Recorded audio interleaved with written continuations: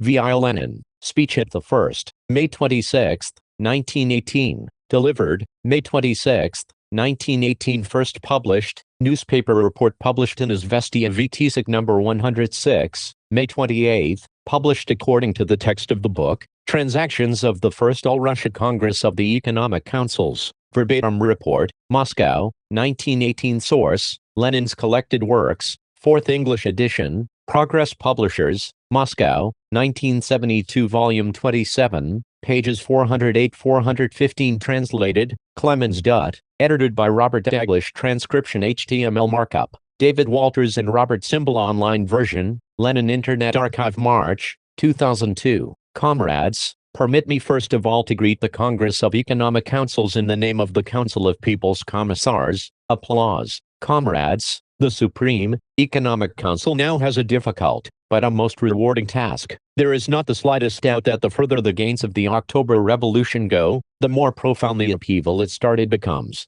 The more firmly the socialist revolution's gains become established and the socialist system becomes consolidated, the greater and higher will become the role of the economic councils, which alone of all the state institutions are to endure, and their position will become all the more durable the closer we approach the establishment of the socialist system, and the less need there will be for a purely administrative apparatus, for an apparatus which is solely engaged in administration. After the resistance of the exploiters has been finally broken, after the working people have learned to organize socialist production, this apparatus of administration in the proper, strict, narrow sense of the word, this apparatus of the old state, is doomed to die, while the apparatus of the type of the Supreme Economic Council is destined to grow, to develop and become strong, performing all the main activities of organized society. That is why, comrades, when I look at the experience of our Supreme Economic Council and of the local councils, with the activities of which it is closely and inseparably connected, I think that,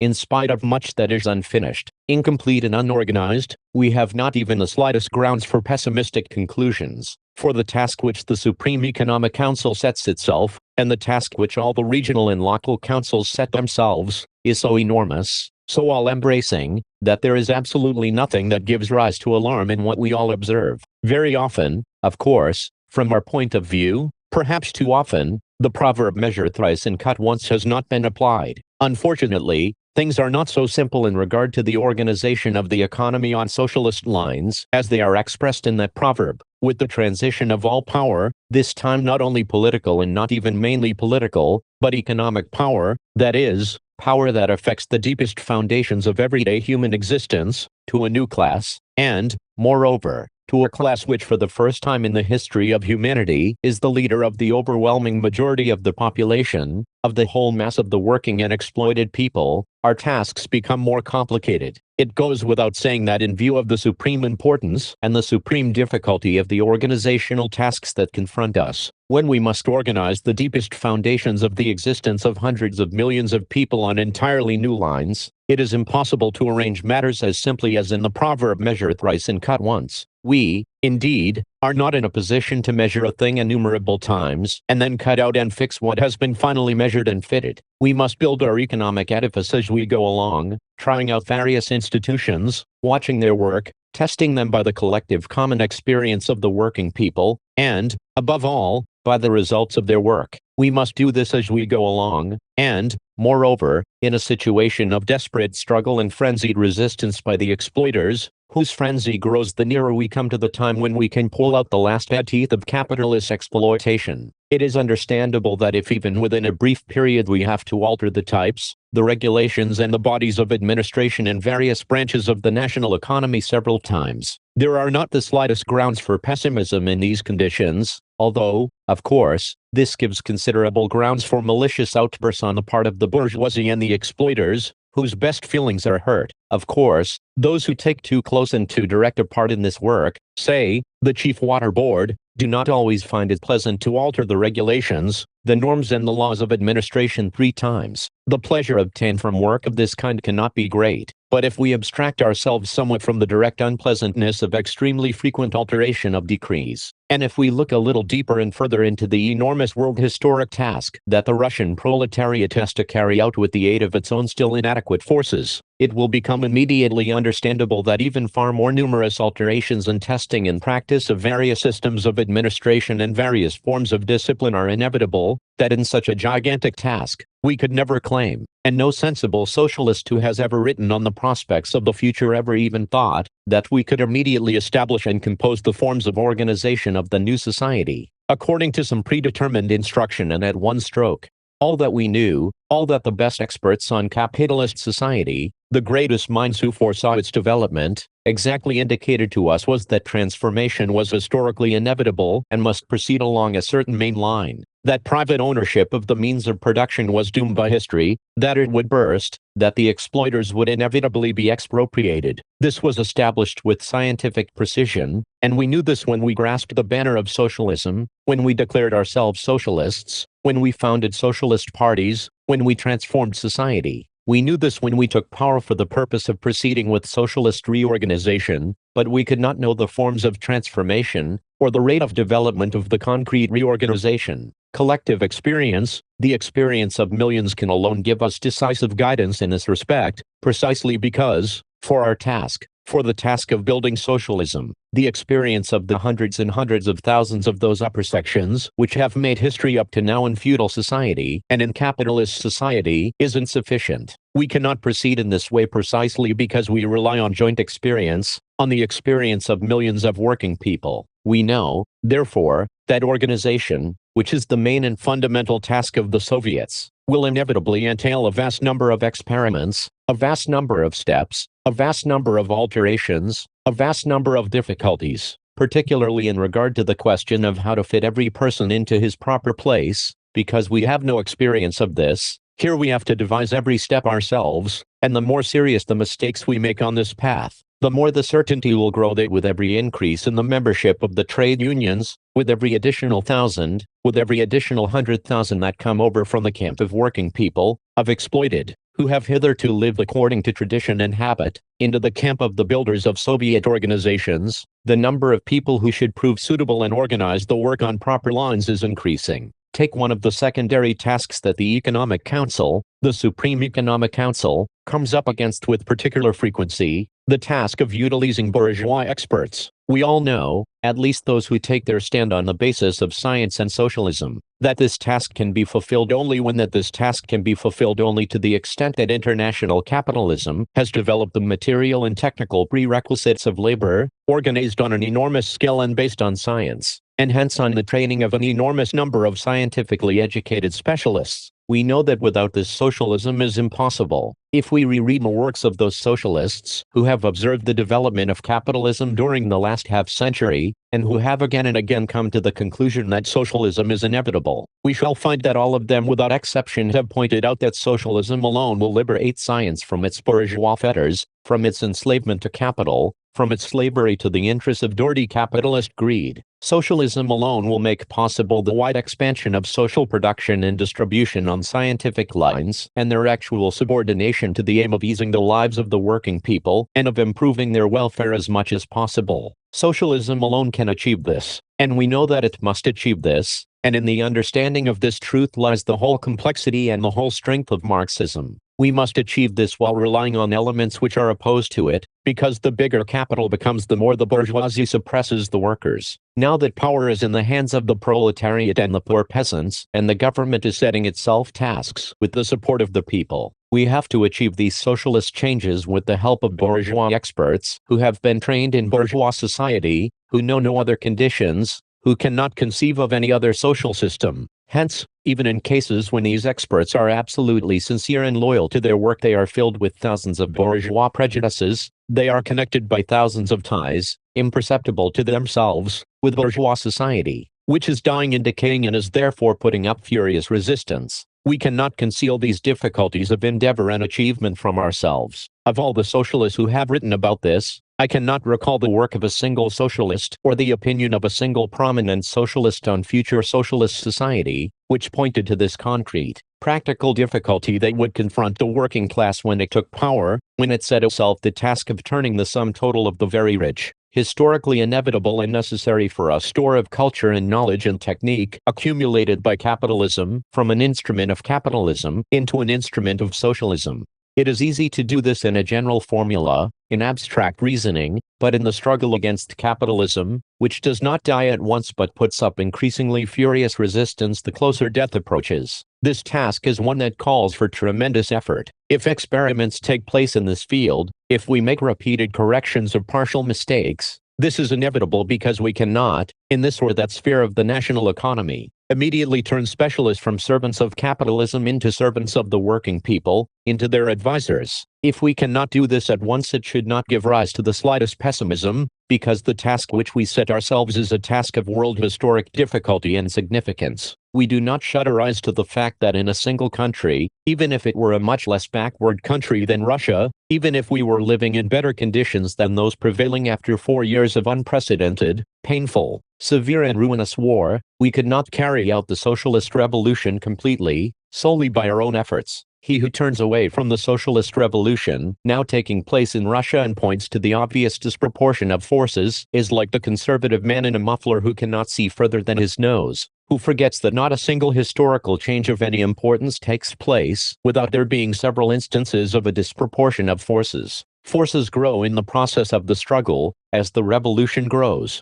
When a country has taken the path of profound change, it is to the credit of that country and the party of the working class which achieved victory in that country, that they should take up in a practical manner the tasks that were formerly raised abstractly, theoretically. This experience will never be forgotten. The experience which the workers now united in trade unions and local organizations are acquiring in the practical work of organizing the whole of production on a national scale cannot be taken away. No matter how difficult the vicissitudes the Russian Revolution and the International Socialist Revolution may pass through, it has gone down in history as socialism's gain, and on it the future world revolution will erect its socialist edifice. Permit me to mention another problem, perhaps the most difficult problem, for which the Supreme Economic Council has to find a practical solution. This is the problem of labor discipline. Strictly speaking, in mentioning this problem, we ought to admit and emphasize with satisfaction that it was precisely the trade unions, their largest organizations,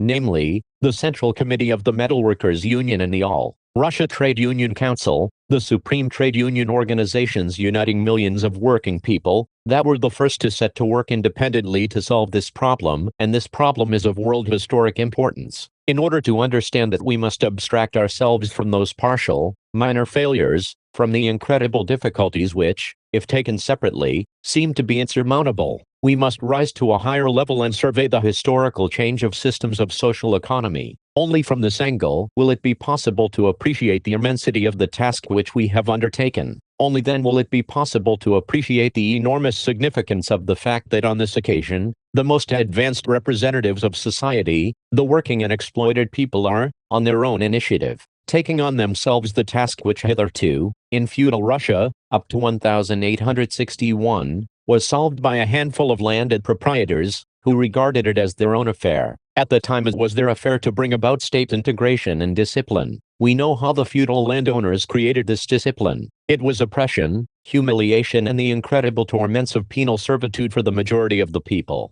Recall the whole of this transition from serfdom to the bourgeois economy. From all that you have witnessed, although the majority of you could not have witnessed it, and from all that you have learned from the older generations, you know how easy, historically, seemed the transition to the new bourgeois economy after 1861. The transition from the old feudal discipline of the stick, from the discipline of the most senseless, arrogant and brutal humiliation and personal violence, to bourgeois discipline, to the discipline of starvation, to so-called free hire, which in fact was the discipline of capitalist slavery. This was because mankind passed from one exploiter to another, because one minority of plunderers and exploiters of the people's labor gave way to another minority, who were also plunderers and exploiters of the people's labor. Because the feudal landowners gave way to the capitalists, one minority gave way to another minority, while the toiling and exploited classes remained oppressed. And even this change from one exploiter's discipline to another exploiter's discipline took years, if not decades,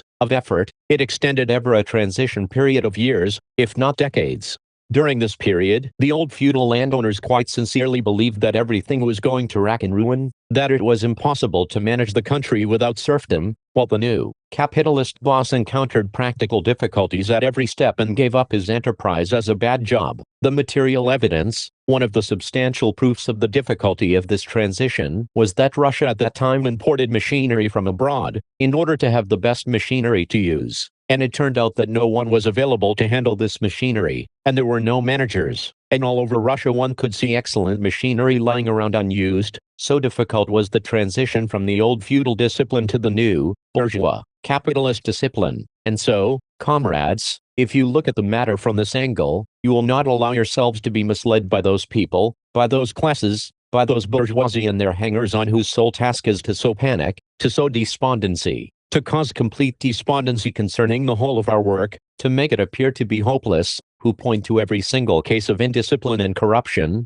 and for that reason give up the revolution as a bad job, as if there has ever been in the world, in history, a single really great revolution in which there was no corruption, no loss of discipline, no painful experimental steps, when the people were creating a new discipline. We must not forget that this is the first time that this preliminary stage in history has been reached, when a new discipline, labor discipline, the discipline of comradely contact, Soviet discipline, is being created in fact by millions of working and exploited people. We do not claim, nor do we expect, quick successes in this field. We know that this task will take an entire historical epoch. We have begun this historical epoch, an epoch in which we are breaking up the discipline of capitalist society in a country which is still bourgeois, and we are proud that all politically conscious workers, absolutely all the toiling peasants, are everywhere helping this destruction, an epoch in which the people voluntarily, on their own initiative, are becoming aware that they must not on instructions from above, but on the instructions of their own living experience change this discipline based on the exploitation and slavery of the working people into the new discipline of united labor, the discipline of the united,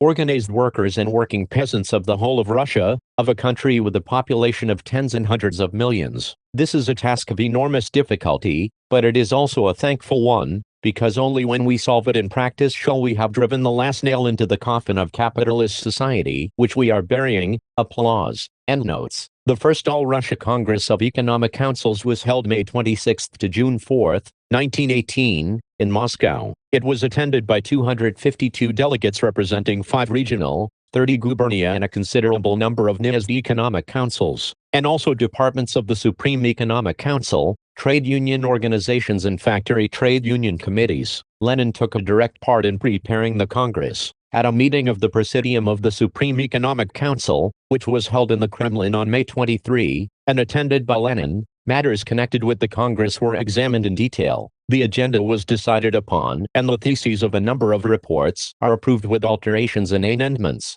During the discussion of the theses of G.D. Weinberg's report on the management of the nationalized enterprises, Lenin moved that the system of managing nationalized enterprises should be cut down to include only factory management boards on the spot and a central managing board, the production department of the Supreme Economic Council, all intermediate boards being eliminated. Other items included in the Congress agenda were the economic consequences of the Brest Treaty, Russia's general economic position and economic policy, the work of the Supreme Economic Council, Russia's financial position, the state budget, foreign trade, the Committee of State Construction, reports from the provinces. Some of the questions were examined by the committees on the organization of production, labor, trade and agriculture. At the opening session of the Congress, Lenin made a speech outlining the immediate tasks of economic construction and the organization of management of the nationalized economy. Lenin's plan for the organization of socialist production and management on the principle of democratic centralism was opposed at the Congress by the left communists, the anarcho-syndicalists, the Mensheviks and the left socialist revolutionaries. The statute drawn up under Lenin's direction was passed by the Congress. The Congress also took important decisions on other questions, following the principles set out by Lenin. These were on the need for carrying out further socialist nationalization, on trade between town and country, and on the reorganization of the Supreme Economic Council. The Congress worked out measures for improving labor discipline and raising the productivity of labor, and declared the production of agricultural machines and implements to be a matter of primary state importance.